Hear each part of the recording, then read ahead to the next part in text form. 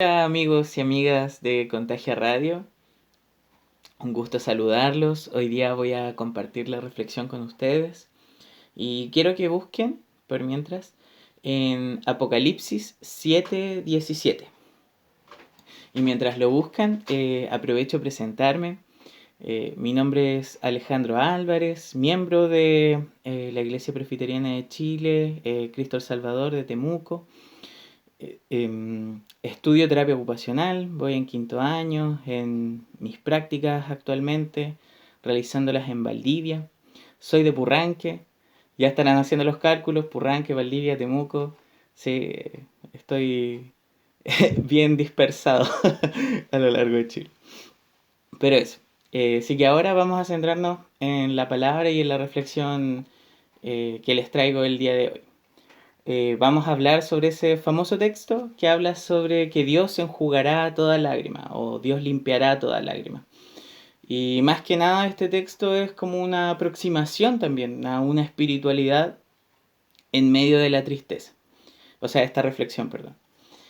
Entonces, leámoslos juntos. Dice así, Apocalipsis 7:17.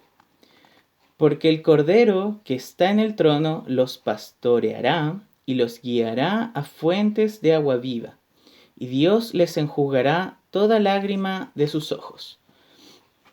Creo que no hay mayor texto en la Biblia que dé más confort o más consuelo que este. Al menos para mí, este es uno de mis textos favoritos, junto con el que se repite después en Apocalipsis 21.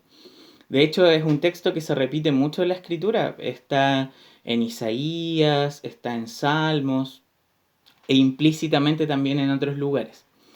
Y es interesante porque todos hemos llorado alguna vez, ¿o no?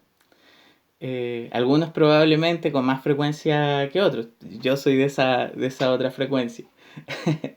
Y es una experiencia que no podemos eludir. En la Biblia, desde la caída del ser humano, hemos experimentado dolor y sufrimiento por distintas circunstancias, ya sea por circunstancias externas o sea también por circunstancias internas desde nuestro propio corazón y nosotros ocasionándonos problemas. Generalmente es así. Sin embargo, podemos ver que hasta Jesús lloró. Eh, es uno de los versículos más populares en Juan 11:35. Y sinceramente, como les digo, este versículo para mí es muy especial porque me muestra a un Dios tierno, a un Dios tierno, a un Dios consolador, que aún a pesar del sufrimiento, de la muerte y dolor, Él viene y seca todas nuestras lágrimas. Entonces, antes de comenzar es necesario recordar el propósito del Apocalipsis. Este libro tan controversial y tan difícil de leer es un libro que pretende revelarnos precisamente quién es Jesús. Es un libro que pretende darnos consuelo en medio del sufrimiento de Jesús. Eh, Aún con todas estas controversias eh, de que podría ser un libro apocalíptico que refiere el final de los días. Nada, nada más perdido que eso. Es un libro que pretende darnos consuelo, más allá de mostrarnos un final fatal, que eso es como el mito que generalmente apuntan.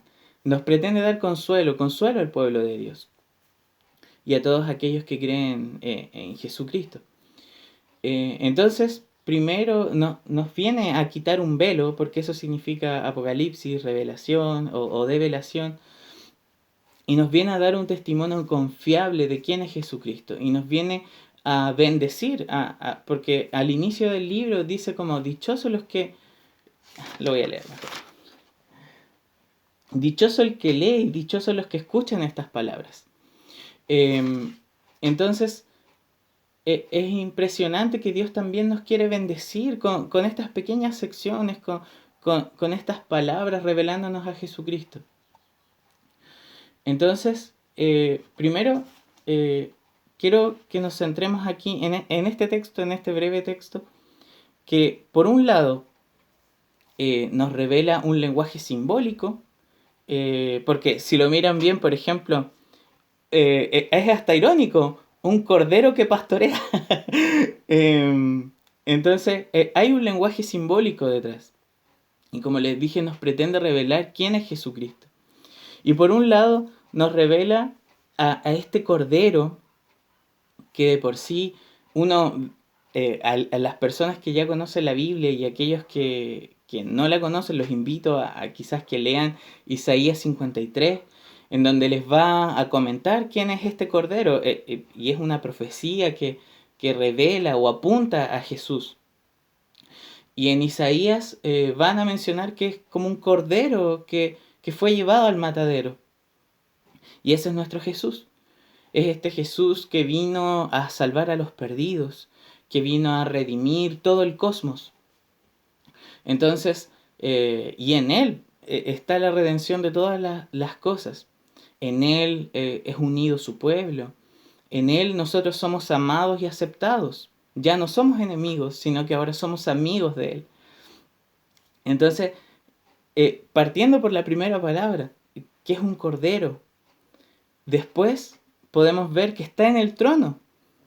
No solamente es un salvador, sino que también es un rey. Es un rey porque Él viene a ser como la corona de todo esto. Él viene por su propio acto salvífico a hacer algo que nosotros no podíamos hacer. Él es el Hijo de Dios, el que viene a reinar, el que viene a reinar este mundo y todo lo que hay. Eh, y también nos muestra que es un pastor, que es alguien que cuida. Aquí de principio nos recuerda esas partes de Juan cuando dice que Jesús es el buen pastor y Él es quien da la vida por sus ovejas. Es un cuidado al punto de dejarse a sí mismo por nosotros. Y eso es tan hermoso de pensar, que Jesús es por un lado nuestro Salvador, por un lado nuestro Rey y por otro lado nuestro pastor. Pero no se queda ahí, sino que explica de qué manera es todas estas cosas. Él es quien nos guía a fuentes de agua viva. Aquí uno recordando hacia atrás puede recordarse al Salmo 23, por ejemplo, que conduce por tranquilas aguas, o nos puede llevar también a Juan 4, cuando Jesús habla con la buena con la samaritana, perdón. Y podemos ver que Jesús le dice que Él es el agua que da vida y que realmente Él es, y así interpretando ese pasaje, es quien va a saciar todos esos vacíos de esa persona. Él es quien va a dar plenitud.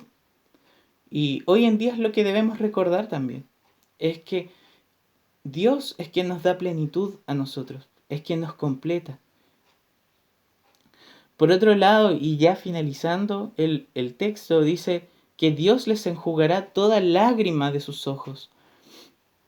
Y es importante recordar eso porque hoy en día nosotros tenemos distintos sufrimientos, distintos cansancios que nos llevan a llorar.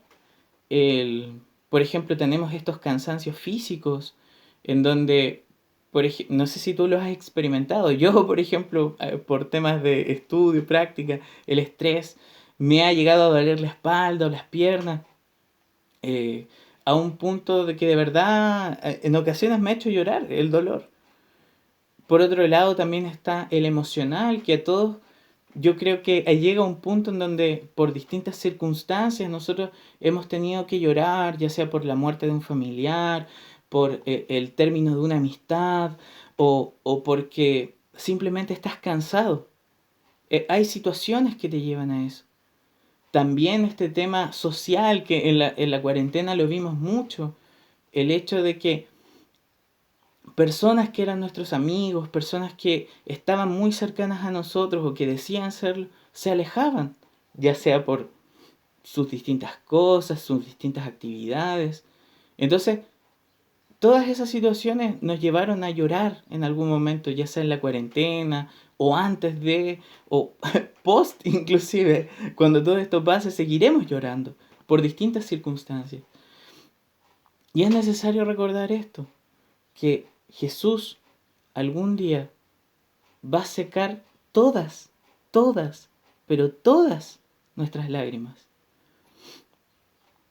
Y es importante que lo recordemos, porque tenemos un futuro, tenemos una esperanza en donde estaremos con Dios y donde Jesús mismo nos va a secar nuestras lágrimas, ya sea por distintas razones.